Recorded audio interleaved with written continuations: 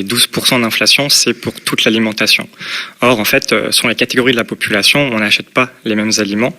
Et cette inflation, en fait, est beaucoup plus élevée sur les produits premier prix ou sur les marques distributeurs. Donc, les marques distributeurs, c'est les marques qui sont créées par les grandes surfaces, par la grande distribution. Là où, en fait, elle est plus faible, l'inflation, sur les marques nationales. Donc, les marques nationales, ça va être Erta, Moura, enfin, voilà, les grandes marques qui font de la pub, etc. Alors, je pense que son inquiétude est légitime. Elle est courageuse d'abord, son inquiétude, puisque Sevran est quand même une ville populaire, une ville très pauvre. Donc, ses habitants ont du mal à accéder à une alimentation de qualité. Et là, voir un groupe comme Carrefour proposer l'ouverture d'un magasin où l'alimentation sera vraiment à très bas coût, ça pourrait être tentant, a priori, pour un maire de cette commune.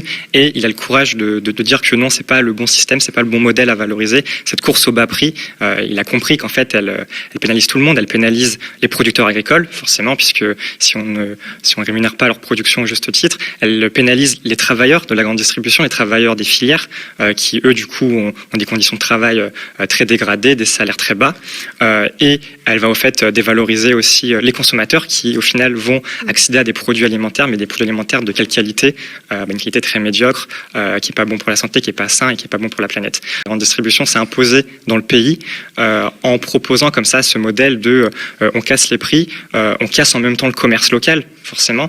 Et donc, pour un maire, effectivement, il y aura des problèmes sur l'emploi. On peut supposer que si ce modèle Atacadao vise à réduire au maximum les prix, ils vont viser à réduire les coûts, et notamment les coûts du travail. Donc, ça va être des emplois qui vont être mal rémunérés, qui vont être difficiles. Et qui vont faire concurrence au peu de commerce qu'il y aura à Sevran, parce qu'il y a aussi des enjeux sur les communes populaires de dynamiser du commerce alimentaire de qualité, de jouer de ce qu'on appelle l'environnement alimentaire.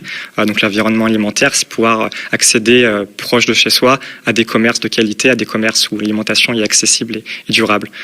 Grosso modo, personne vraiment profite de cette hausse des prix, ou du moins personne parmi ceux qui vont travailler. Donc ça se traduit pas par des hausses réelles des salaires dans la grande distribution, et ça se traduit pas par des hausses réelles des rémunérations des producteurs, parce qu'en fait les producteurs, ils sont victimes aussi de cette inflation, puisqu'ils voient leurs coûts de production eux-mêmes augmenter. Et là-dessus, les systèmes les plus intensifs, les systèmes les plus dépendants aux intrants sont ceux qui sont a priori le plus fragilisés.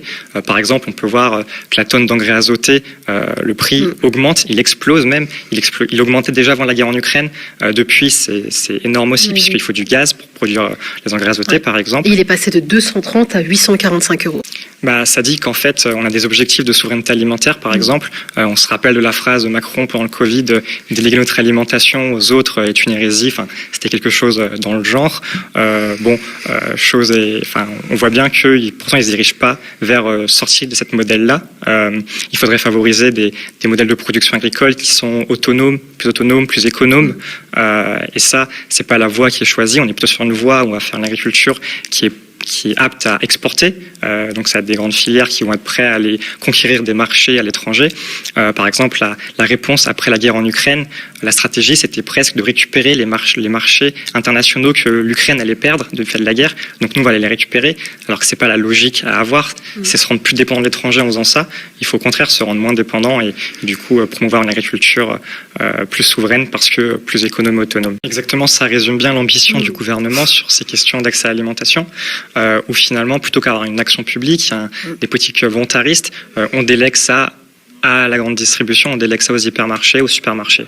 Donc c'est une forme de capitulation, c'est assez tragique, parce qu'on peut imaginer, on se retrouve avec une situation finalement où la précarité alimentaire augmente, où de plus en plus de Français ont du mal à se nourrir, et on se retrouve avec une ministre qui va faire la publicité de la grande distribution. Donc par exemple, on a pu voir les chiffres d'affaires des géants, la négoce de céréales, donc les ABCD, c'est les 4 plus grosses entreprises, c'est Louis Dreyfus, Cargill, etc., qui ont vu entre 2021 et 2022 leur chiffre d'affaires exploser. Vraiment, on peut parler de surprofit aussi dans ce domaine. C'est pas réservé qu'à Total. J'aimerais bien qu'elle le soit, mais elle l'est par des initiatives citoyennes.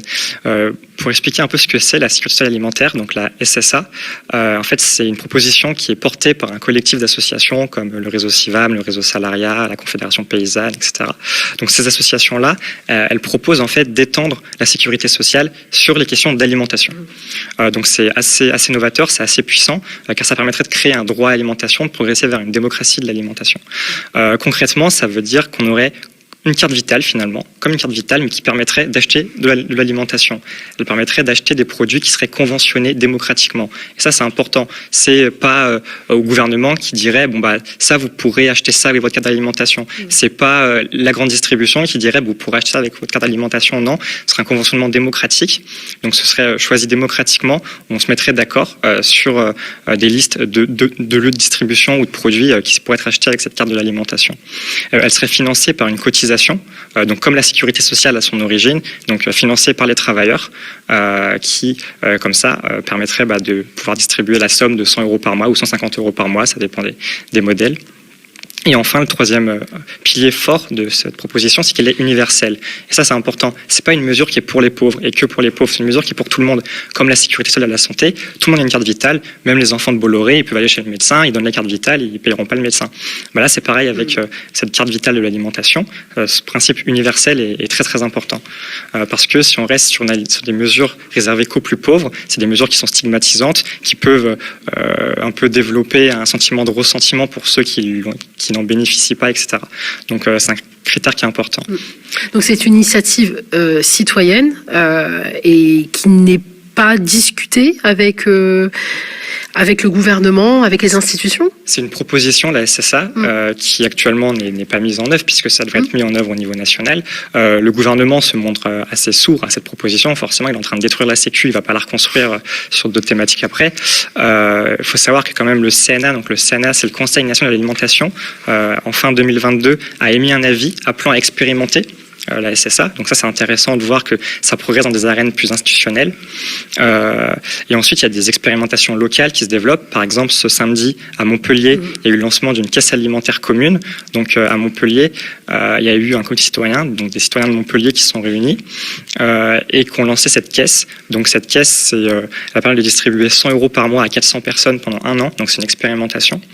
Et ces 100 € par mois pourront être dépensés dans des produits, dans des lieux de distribution qui seront choisis par ce comité de citoyens. Donc voilà, donc c'est une belle expérimentation qui se base sur les propos de la SSA. Donc on va voir ce que ça va donner.